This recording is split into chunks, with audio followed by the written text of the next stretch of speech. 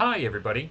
I'm Dan Wells. I write horror, fantasy, and science fiction, and I'm a big crazy fanatic for Rifts in particular. All role playing games are beloved in my eyes, but Rifts was not my first, but my first obsession. I have talked about it before, and I'm going to link to that other review of the core game at the end of this. But just to remind you of my bona fides, there are about 82 books in the original Rifts line by Palladium. I own almost 70 of them. I don't have the whole collection, but I am very close. And I own most of their issues of The Rifter, which was their magazine that went with it. Anyway, big, huge game that has been beloved for decades. I am 43, and I picked this game up when I was, I don't know, 10 or 11, 12, high, junior high. Anyway, the point is, it's been around for a long time. The other point is that it comes from Palladium Books, which I have famously described as the best game company to steal ideas from. Palladium, the stories they tell, the settings they create are incredibly brilliant and wonderful. I have read most of those 70 plus books cover to cover multiple times because I find them fascinating and compelling and really fun. Unfortunately, the rule system for Palladium books is old and kind of clunky, and a lot of people don't like it, and there you go, which is why people tend to steal the ideas. I actually, in college, ran a Rifts game using the D&D 3rd edition rules that we cobbled together and hacked together, and it worked okay for a few sessions, but what the game really needed was for someone to come along and completely revamp the rule system, and behold, somebody has. So, a few weeks ago, I reviewed Savage Worlds, which is a generic, quote-unquote, game system that is designed to be able to run any kind of fast-paced adventure story that you want to tell. And a few years ago, that company, Pinnacle Entertainment, did a Kickstarter for Savage Rifts, where they take all of this incredible world building and storytelling and all of these awesome ideas and then put them into the Savage Worlds system. So that's what we're going to talk about today. There are a ton of books in this line. What I am going to talk about specifically, where we're going to start, is with the Tomorrow Legion Player's Guide, which is kind of like the player's handbook, sort of, for this game. You will need a copy of, let's show you what you need a copy of. You will need a copy of Savage Worlds in order to play this. And I am looking specifically at Adventure Edition. That is the newest one for this game line. The review that I did was Explorers Edition, but now I finally picked up Adventures Edition, and I have upgraded all of my old Savage Rift stuff to Adventure Edition. So this is my old one, the published book that I backed on the Kickstarter. This is for the Explorers Edition. Adventures Edition doesn't have huge major changes, but it has a ton of minor changes. And in the process gave them a chance to streamline and update their adaptations quite a bit. So this newer version, the Adventure Edition of Savage Rifts, is a lot cleaner, has solved a lot of the issues that I had with the very first publication of it. Anyway, it's awesome, and we're going to get into it now. Before we dive into the book itself and what's in there, I do want to talk a little bit about the ethos of Savage Rifts.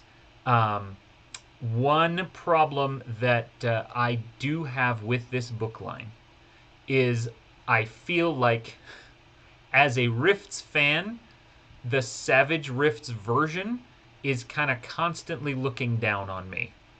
And maybe this is just my own insecurity talking, but I have talked to a handful of other old school Rifts players who kind of feel the same way. One of the great things about the original Rifts game is that, as over the top as it was, as ridiculous and crazy as it gets, the books always play it straight.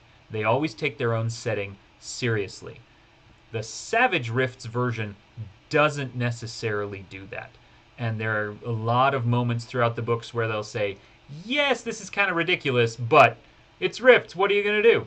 They use the word gonzo a lot. This is a gonzo setting, which is basically comes across as shorthand for this is silly and I'm too cool for it. Um, that's not as big of an issue here in the Adventurers Edition, and it's relatively easy to ignore. And honestly, if you're not the big old school Rifts guy like me, you might not even notice. You might not realize that it's doing that at all because it just is a normal game.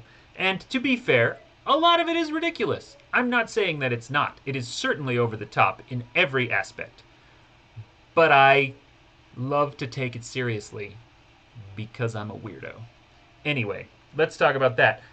The last little problem that I'll give here is that the Tomorrow Legion itself, this is the Tomorrow Legion Player's Guide, the Tomorrow Legion is boring. Okay? It is an organization in-game created for this edition of the game, or for this version, for Savage Rifts. And it's not really compelling. It doesn't really have a story. And in order to explain why, let's talk a little bit about the Rifts setting. So the idea of Rifts is that this is Earth. Rifts Earth is a future version of Earth in which everything has gone nuts. There are reasons that I won't get into, but a thing happened and the multiverse was ripped open. And our planet became this nexus for thousands, millions, uncountable different dimensions of existence, all kind of coming together on this one point. And so imagine a couple hundred years in the future where we have really advanced technologies, cybernetics, bionics, we have robot vehicles, we have all this incredible stuff with super soldier enhancements using chemicals, using cybernetics, using they even have like some brain implants that give people psychic powers. There's all of this really advanced technology. And then the thing happens. The coming of the rifts. All of these dimensional portals open up. That's what they call the dimensional portals, are rifts, hence the name. And suddenly the world is flooded with magic energy and supernatural monsters from everywhere. And so, kind of boiled down to one sentence, the concept of Rifts Earth is that anything you can think of has a place in it. You want big giant robots like in Robotech stomping around and shooting at each other, or at Kaiju? That's there. You want super soldiers who are running through the streets in like a cyberpunk heist? You've got it. You want dragons, elves, you want magical swords? You've got it. There are wizards, there are psychics, there are monsters, there are extraplanar dimensional beings, there are dozens of different kinds of alien species. There is everything that you could ask for all in one game, which makes it over the top and gives it a lot of kind of uncontrollable chaos in a lot of ways. And a game master who doesn't know what he or she is doing can very easily be bowled over by the sheer power level that the characters have.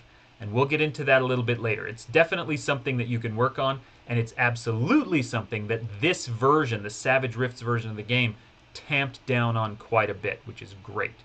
But my purpose in describing the story is to say that the game is filled, the setting is filled to the brim with really compelling ideas. So, for example, there is a city somewhere in the kind of Midwest, lower South, Mississippi-ish area called Merktown, which makes a great player base to start from, where a bunch of mercenaries all have gotten together. They have fortified their town in the wilderness to keep out the monsters and things like that, and it makes a really great player base. If you go up, there's a town farther north, kind of by the Great Lakes, called New Laszlo. That's like a magical town that is trying to get everyone to work together. They are, quote unquote, the good guys of the setting. They are trying to get magic and technology and humans and dragons and supernatural creatures and everybody to just hold hands and be friends and rebuild this destroyed kind of post-apocalyptic world. You've got the coalition states, the empire of humanity, which is essentially a human supremacist, fascist, high-tech empire that is centered a little bit south of Chicago. And they've got, little bits everywhere. They've got a huge presence in Texas, and they've got some more all over. You've got the Federation of Magic, which is kind of in the Tennessee-ish Smoky Mountains area, which are a bunch of different magic users. There's 2 or 3, 4 big kingdoms of those, ruled by either a wizard or a demon or a dragon or whatever, and they are kind of working together, and they're trying to fight against these human supremacists in the coalition. You've got over in the west, there's a town in the southwestern desert called Arsno that is besieged by vampires. Vampires can't handle running water, and so the desert of the southwest is perfect for them, provided they can make sure that they're hidden away before the sun comes up in the morning. So there's so many things. There's a lot of the south is now full of dinosaurs. It's called the Dinosaur Swamp. There's what are some of the others that I wrote down? There's an area, the coalition states, their big, huge central base is like a Judge Dredd style city with, it's 100 stories tall and it's as wide as an entire city. It's this huge, big, half block kind of city. And it is surrounded by this gargantuan area called the burbs, where there's different, people just kind of struggling to stay alive. That is kind of controlled. I keep doing this. Kind of controlled by the coalition, but has all of those elements of a frontier town, shanty town.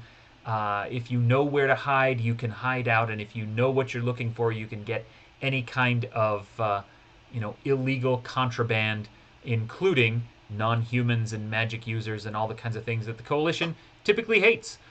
So there's all these really great stories and exciting story hooks and all of these cool places where you might be from or that you might choose as a base for your players to work together. And that brings us back to the Tomorrow Legion. The Tomorrow Legion is designed as a player base, as an explanation for who you are and why you do what you do. And that entire explanation boils down to you're heroes in a role-playing game and you need a backstory. Like, that's the extent of it. There is no backstory to the Tomorrow Legion whatsoever. There's a handful of people who got together, they found a castle that some dwarfs built literally for no reason. I want to stress that. And they said, hey, we could build this castle and we could build a team of heroes that goes around having adventures and doing good things. That's the extent of it. They are not connected to the larger politics of the world. They don't have a backstory. They don't have any friction. They're just adventurers who do things. It's so boring. Anyway, the good news about the Tomorrow Legion is that there's so little information given about them that you can ignore it almost without even trying to. And so we are going to do that from this point on and ignore them for the rest of this video, which might be long because I could talk about Rifts forever. Anyway, let's talk about the characters. Let's get into the book itself, and I want to show you some of the character options in here.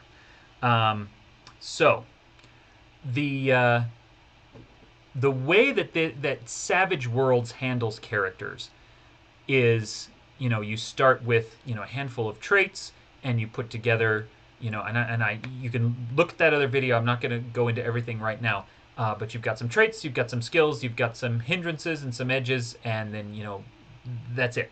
You might have some cool powers, but you won't have very many, and you will start off as relatively weak level 1 character. That is, to be fair, the way most role-playing games in the world work. That is not the way that Rifts works. And one of the really brilliant things that they have done in Savage Rifts is they have managed to translate the Rifts style of character creation into Savage Worlds in a way that still feels like rifts. And what I mean by that is, a typical Savage Worlds character will have, like I said, a handful of skills, maybe one or two powers, and that's it. And then you have to go on and you have to develop new things and you have to, grow and learn and level up.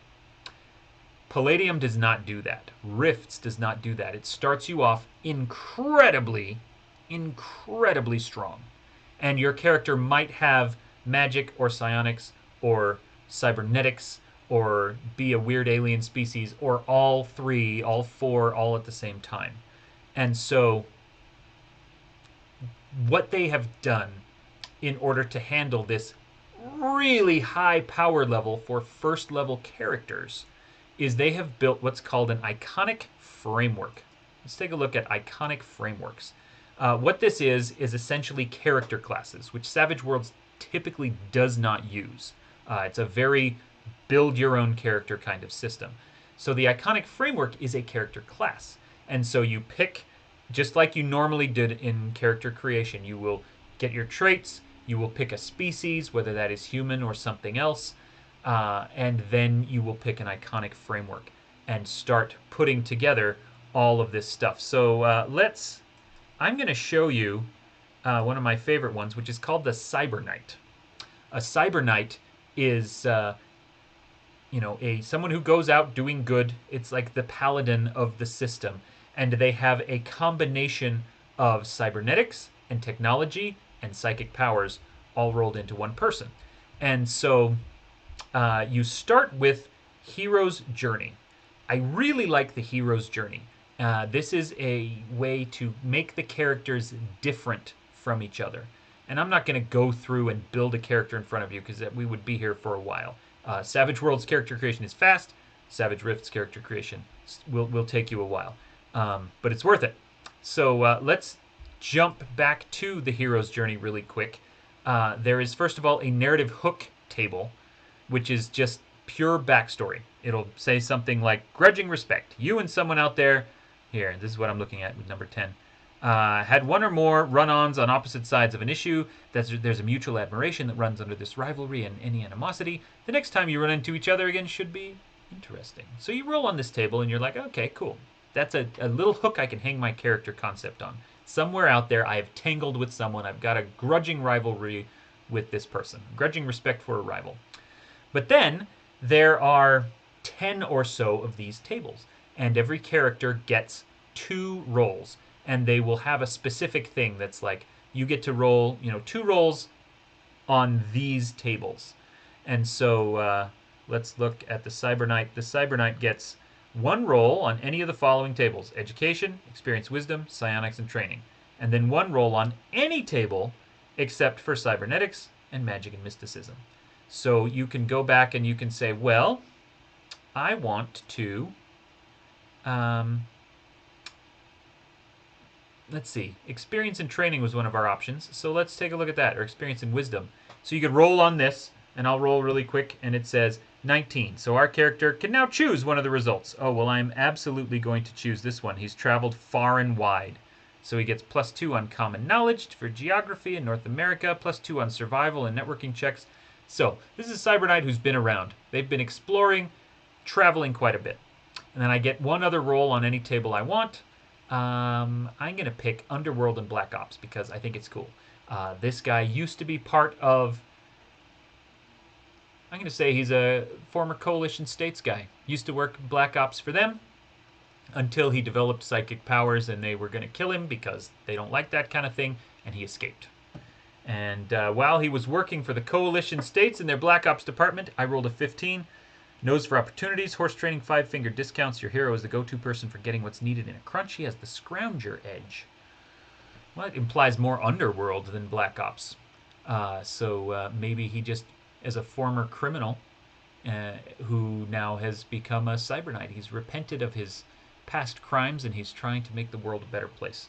Anyway, I really like the Hero's Journey tables because then every Cyber Knight you make is going to be different from every other Cyber Knight that you make because of the way that those random rolls can change things. So, cool. Then we get in and we have this big description of how it works. how the cyber works, blah, blah, blah. And then we start getting into the abilities and bonuses.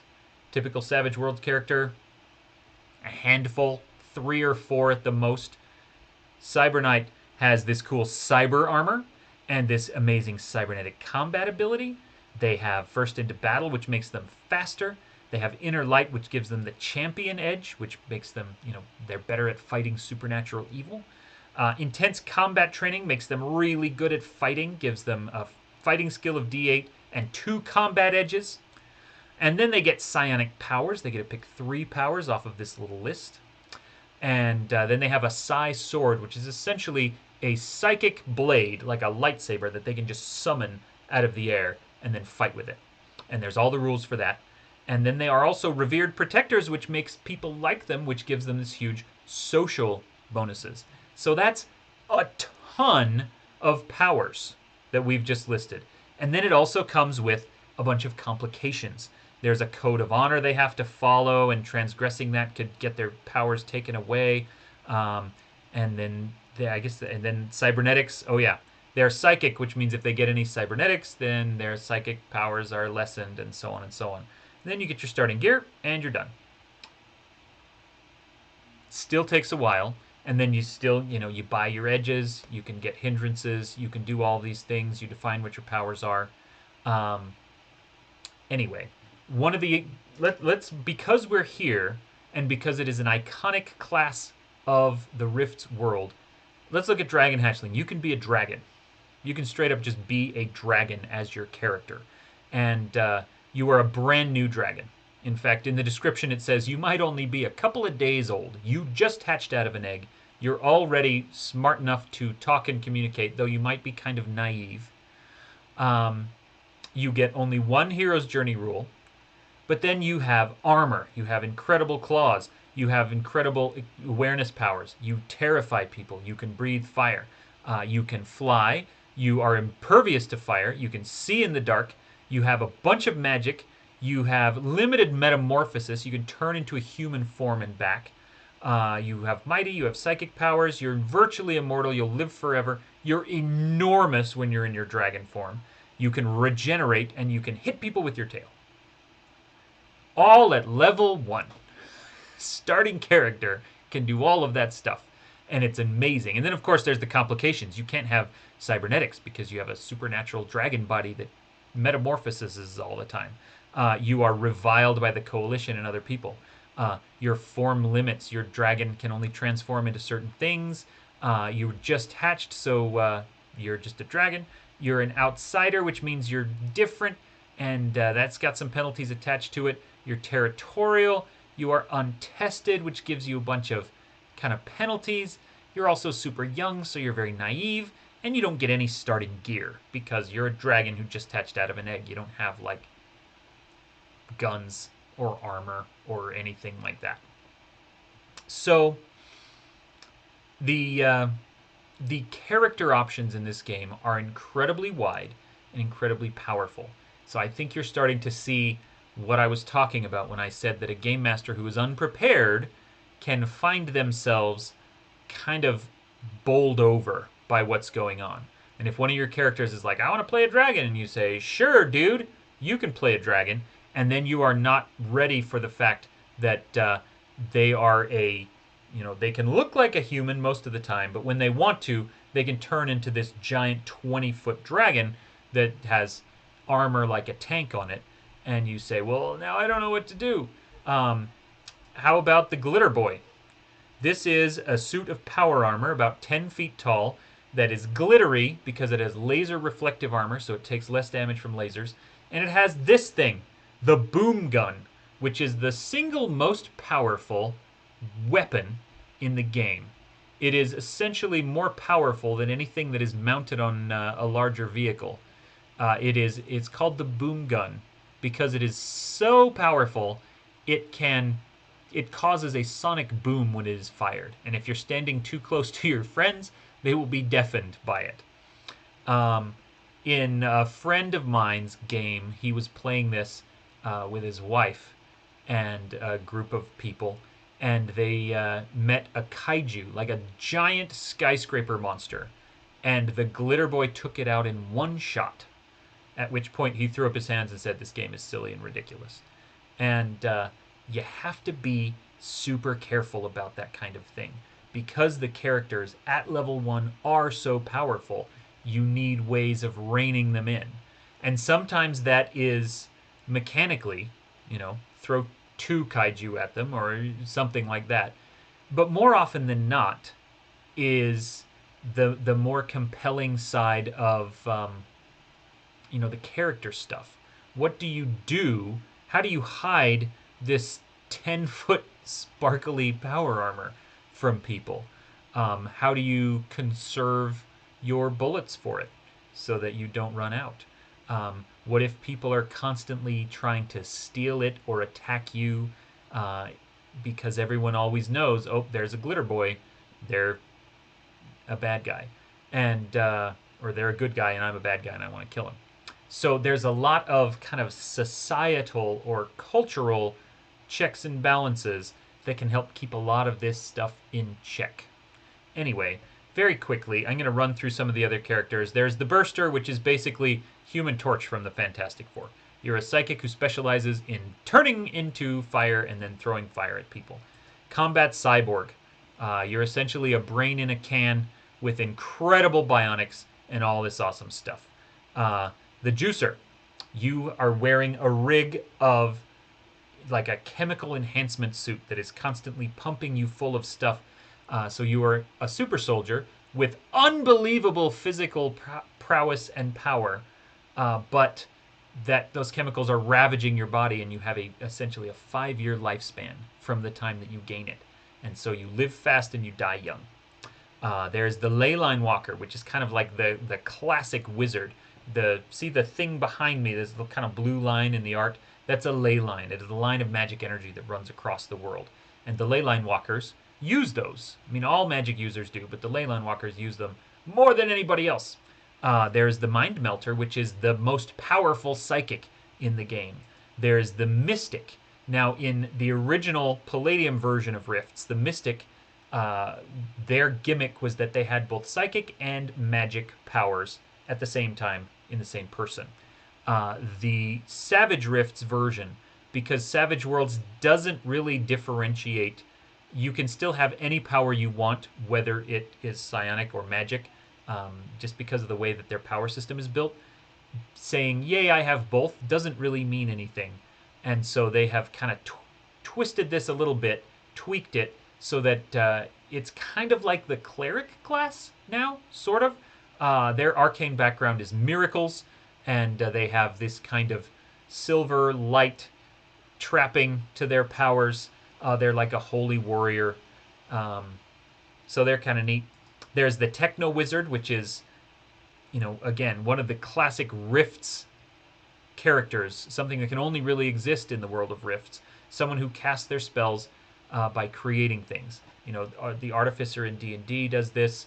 Other Savage Worlds have weird science and things like that. This is a version of that, where you can build magic items that then replicate the effects of spellcasting. And they handle it really well and really smoothly, and it's a lot of fun. And then we have what's called the Mars section, which stands for Mercenaries, Adventurers, Rogues, and Scholars. This is an iconic framework in which you will pick packages.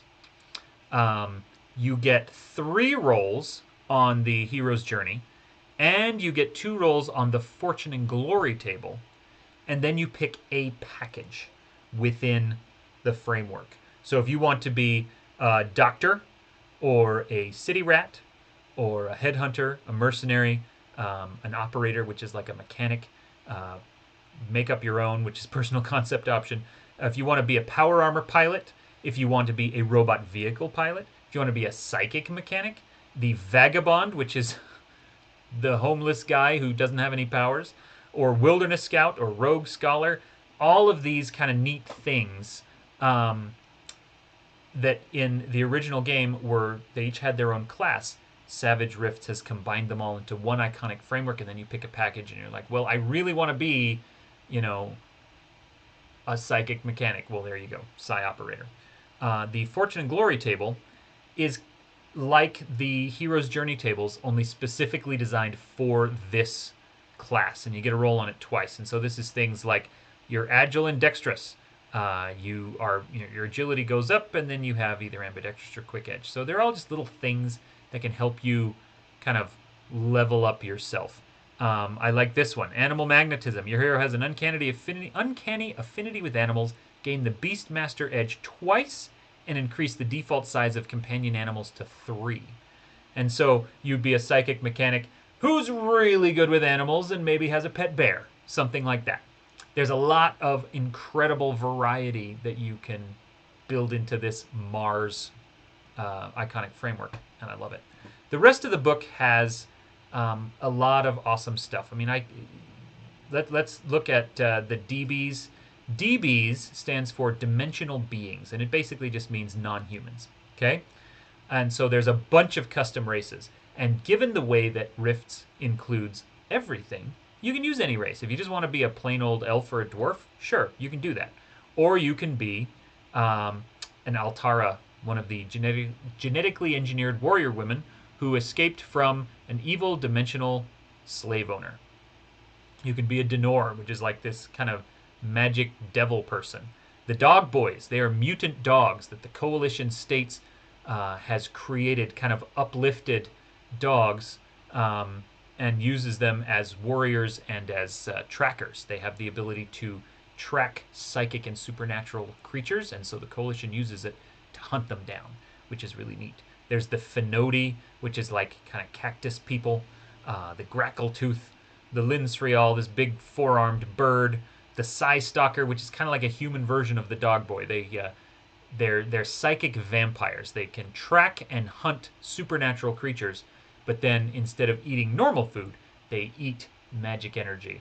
And it's really, I love them. There's all these neat things. There's all these cool races in here, and we could go on and on. But we need to talk about what else is in the book. There is, of course, a section on hindrances and edges. And some of this section just talks about how this edge is different than the one we present in the Core Savage Worlds book. And then, of course, there's also a bunch of new ones.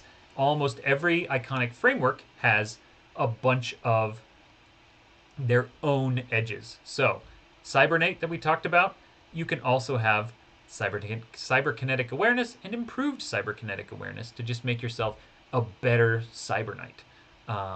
The Dragon Hatchling, you can get all these things, like their Dragon Metamorphosis, that where they can turn into one specific human form. Well, if you're able to get this edge, they can turn into anything they want. They can turn into a cat. They can turn into whatever. So they've got all that. The gear section is really great, and this goes into cybernetics, guns, melee weapons, vehicles, armor, power armor, giant robot vehicles. Everything is in here. And then, of course, we've got the actual kind of game rules. They go into some things about how the Savage Rifts, specifically how the Rift setting uses psychic powers and magic and ley lines and how all those things work. I love Savage Rifts. Obviously, I'm a huge, crazy fan of Rifts in general, but the Savage interpretation of it, the Savage Worlds version of it, really does it for me.